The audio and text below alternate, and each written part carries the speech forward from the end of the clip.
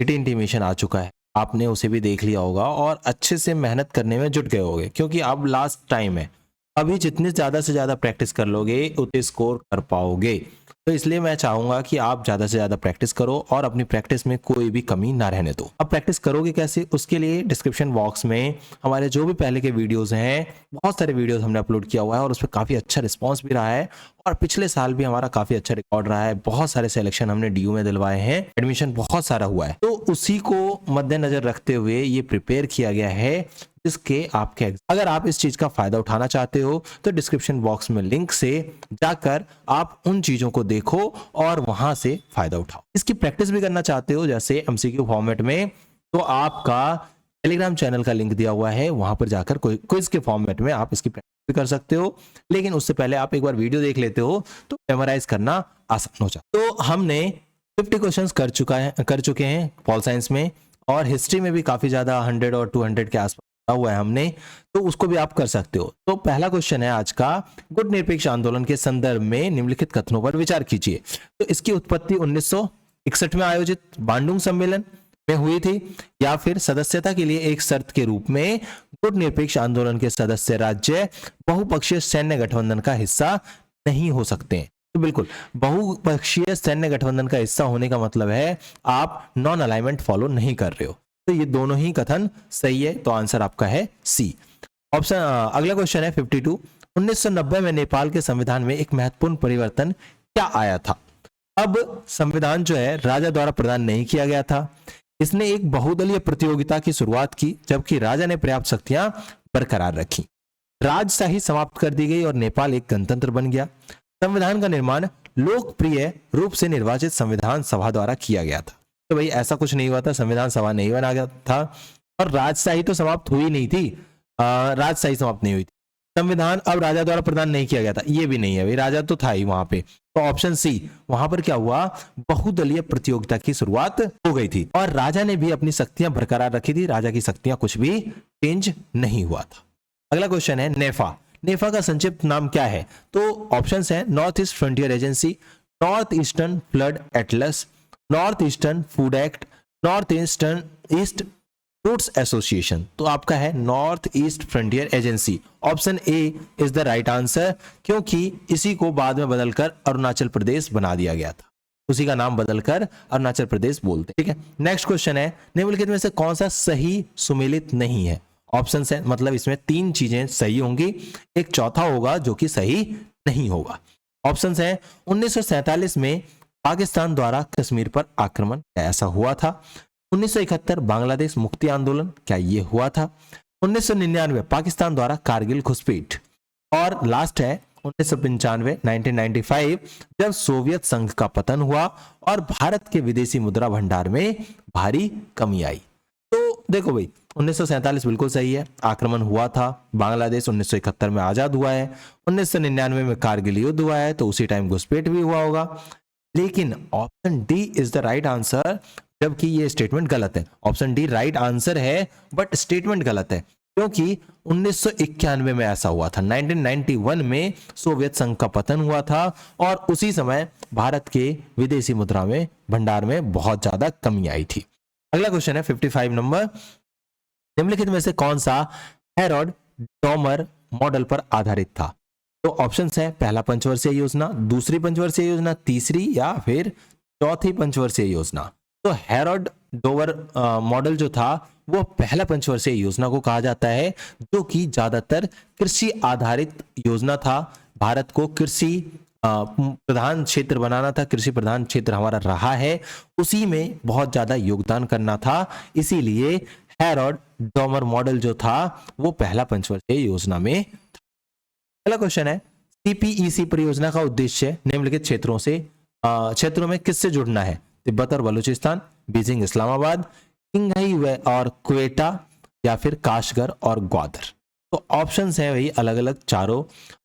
CPEC का full form जान लीजिए आप, चाइना पाकिस्तान इकोनॉमिक कॉरिडोर।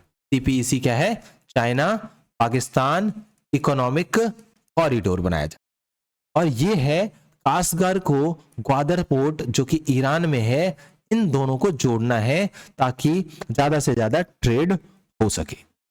अगला है कौन सा देश बीबीआईएन पहल का हिस्सा है? तो Bangladesh, Bhutan, Bharat, Nepal, Bangladesh, Bhutan, Bharat, Nigeria, Bangladesh, Bhutan, Indonesia, Nepal, Bangladesh, Brazil, Bharat, Nepal. तो इसका आंसर है भाई, जो भी भारत के आस पड़ोस में देश हैं वो आंसर है बांग्लादेश, भूटान, भारत, और भारत आई फॉर इंडिया लिखते हैं इसलिए आई है वहां पर, एंड लास्ट है नेपाल।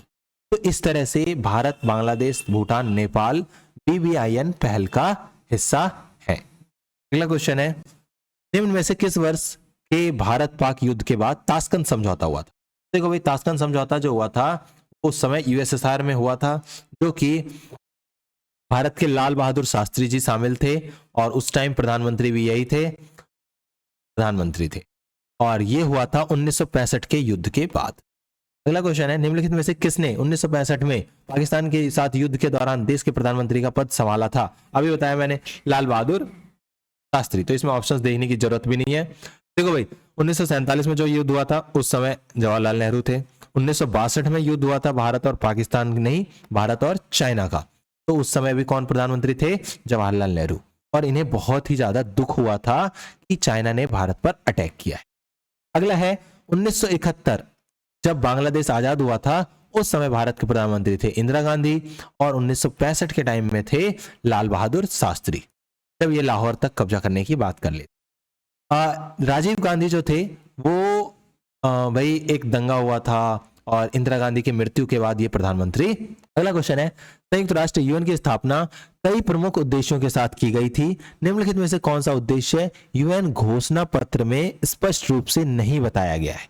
ऑप्शंस है, अंतरराष्ट्रीय शांति और सुरक्षा बनाए रखने के लिए, सामाजिक प्रगति और बेहतर जीवन स्तर को बढ़ावा देना, सदस्य देशों के बीच आर्थिक सहयोग और विकास को सुविधाजनक करना, विवादों के समाधान को लागू करने और व्यवस्था बनाए रखने के लिए सैन्य हस्तक्षेप करना।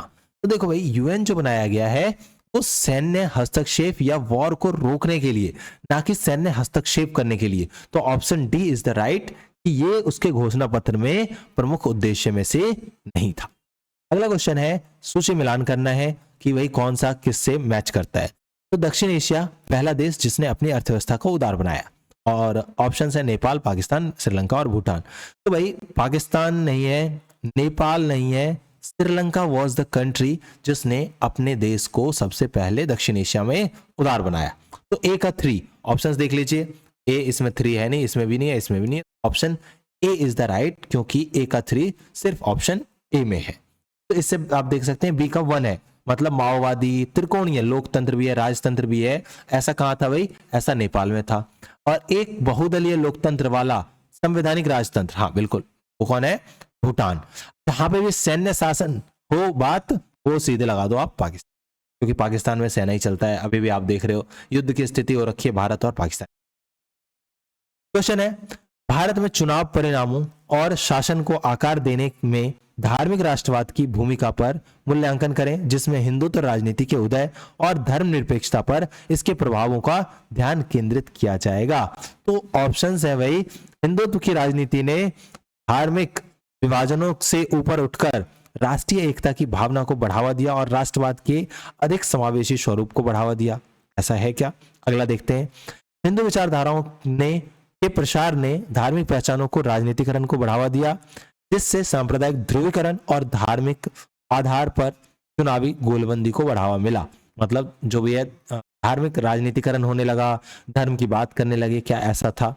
अगला है, भारतीय राजनीति में हिंदुत्व आंदोलन की भूमिका न्यूनतम रही है। नहीं भाई, ये तो ऑप्शन हो ही नहीं सकता है। अगला क्वेश्चन देख लेते हैं, मुख्य धारा की राजनीति में धार्मिक राष्ट्रवाद को प्रभावी रूप से हाशिए पर धकेला गया। नहीं भाई, राष्ट्रवाद को बढ़ावा दिया गया। तो ऑप्शन बी और मतलब सी और डी तो होगा नहीं, ऑप्शन बी है इसका, क्योंकि इन्होंने भाई राजनीतिकरण किया है इस चीज का, और ध्रुवीकरण मतलब हिंदू मुस्लिम दो ध्रुव में लोगों को बांटा गया है, इसलिए option B is the right answer.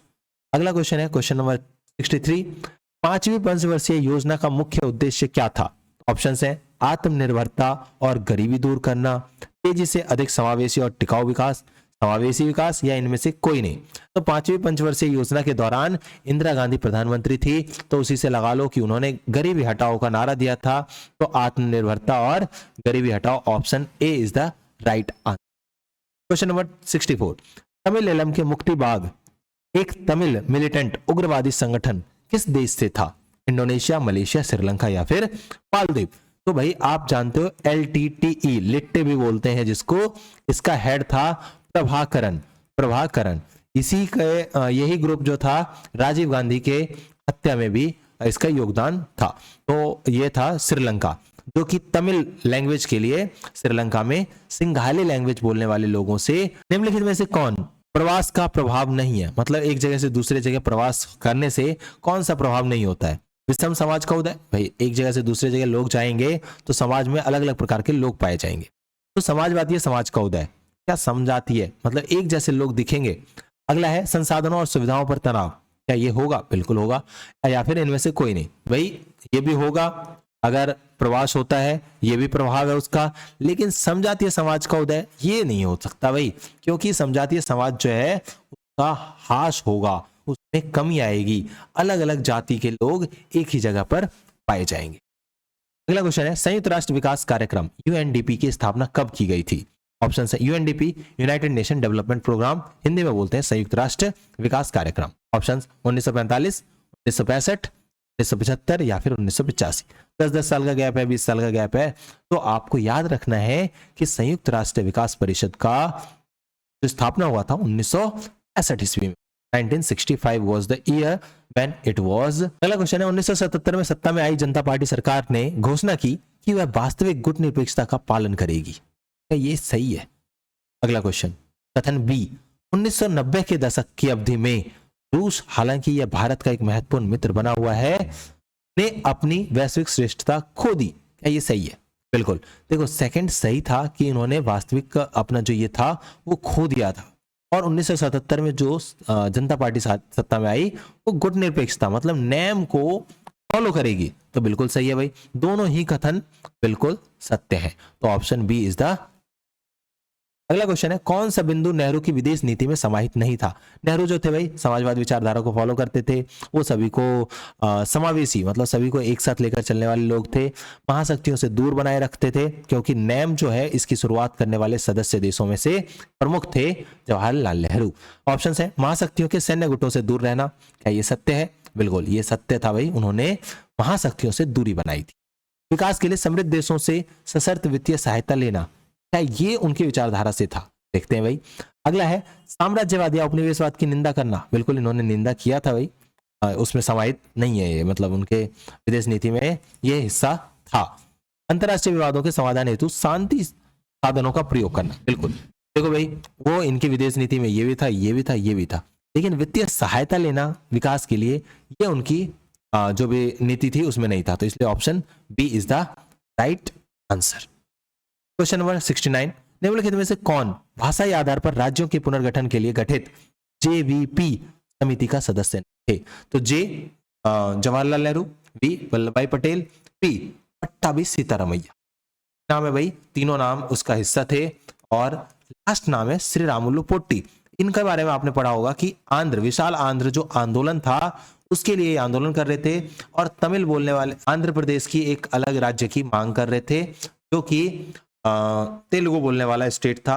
और यहाँ पर इसकी स्थापना 1952 में हो गई थी, और इन्होंने आंदोलन भी किया, भूख हड़ताल किया था, जिसकी वजह से इनका देहांत भी हो जाता है।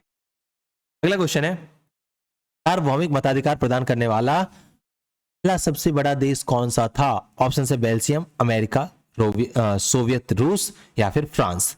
तो भाई सबसे बड़ा देश, तो बड़ा देश, दुनिया का सबसे बड़ा देश था USSR, और इसी ने सार्वभौमिक वयस्क मताधिकार दिया। अब ये सार्वभौमिक वयस्क मताधिकार अगर किसी को भी नहीं पता है, इसमें क्या होता है, एक पर्टिकुलर एज, जैसे बोल दिया गया कि 21 साल से जो भी ज्यादा उम्र के लोग हैं, जो भी ज्यादा उम्र के बच्चे हैं, उन सभी को वोट देने का अधिकार दिया जाता है। सभी को, चाहे वो गरीब हो, अमीर हो, लड़का हो, लड़की हो, कुछ फर्क नहीं पड़ता, तो आप वोट देने का अधिकार देते हो। तो that is known as universal adult franchise, सार्वभौमिक वयस्क मताधिकार, और ये प्रदान किया था USSR ने।